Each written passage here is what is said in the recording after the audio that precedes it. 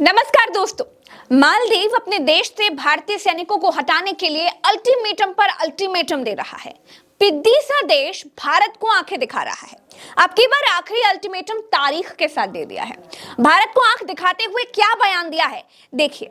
मालदीव बोला 10 मई के बाद मालदीव में कोई भारतीय सैनिक नहीं रहेगा, न वर्दी में न सिविल ड्रेस में। अब आप पूछेंगे कि मोदी जी कहां हैं? क्या फिर से किसी समंदर में डुबकी मारकर इसका जवाब देंगे? तो उत्तर है नहीं। अब वो अगले 2 महीने तक चुनाव लड़ेंगे और झूठे सच्चे सपने बांटेंगे। मालदीव के राष्ट्रपति मोहम्मद मोइजू ने भारत को आखिरी अल्टीमेटम उस वक्त दिया जब मालदीव चीन के साथ मुफ्त में मिलने वाली सैन्य सेवाओं के समझौते पर दस्तखत कर रहा था। बीते कुछ साल से भारत के 88 सैनिक मालदीव में हैं।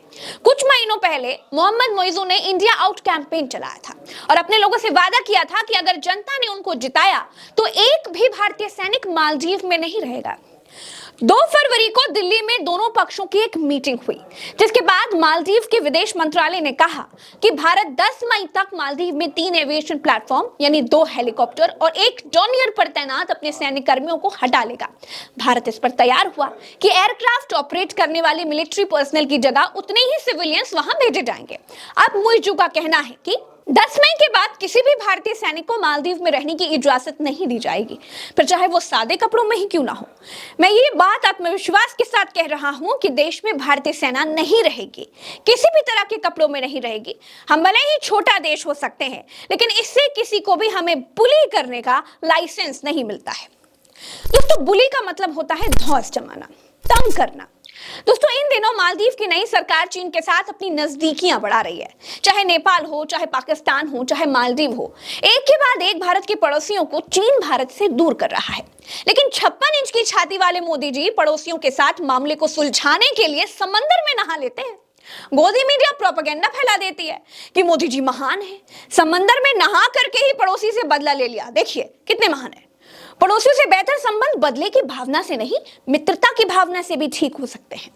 मोदी पड़ोसी देशों से बिल्कुल वैसा ही व्यवहार करते हैं जैसे वो भारत में विपक्ष के साथ करते हैं, और इसीलिए भारत के पड़ोसी भारत से दूर हो रहे हैं और चीन धीरे धीरे करके भारत को चारों ओर से घेर डाल रहा है। फिर चाहे कश्मीर के ऊपर चीन पाकिस्तान वाला कॉरिडोर बनाना हो, श्रीलंका में बंदरगाह पर अपने पैर जमाना हो, और अब मालदीव को तोड़ लेना हो। विदेश नीति संसद में खड़े होकर आंख चमकाने और विपक्ष के नेता को चिढ़ाने से कहीं ज्यादा अलग होती है। दोस्तों, मालदीव की मीडिया के मुताबिक चीन ने मालदीव को 12 इको फ्रेंडली एम्बुलेंस भी गिफ्ट की हैं।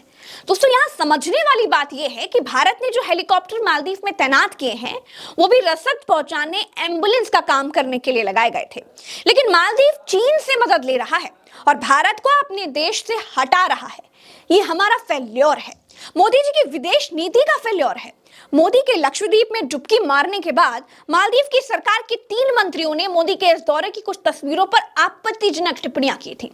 इस सिचुएशन पर क्रोध करने के बजाय समझदारी से निपटना चाहिए था, एक सटीक संदेश देना चाहिए था। लेकिन भारत का रिएक्शन भी अग्रेशन वाला ही था। इसके बाद से ही दोनों देशों के बीच विवाद गहराया। विवाद बढ़ने के बाद इन तीनों मंत्रियों को सस्पेंड कर दिया गया था। दोनों देशों के इस तनाव के बीच मालदीव के राष्ट्रपति मोइजू चीन के 5 दिन के राजकीय दौरे पर चले गए थे।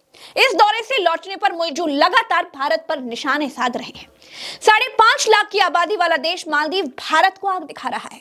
यह हमारी विदेश नीति पर प्रश्न चिन्ह लगाता है, क्योंकि हम बहुत बहुत बड़े और ताकतवर देश हैं।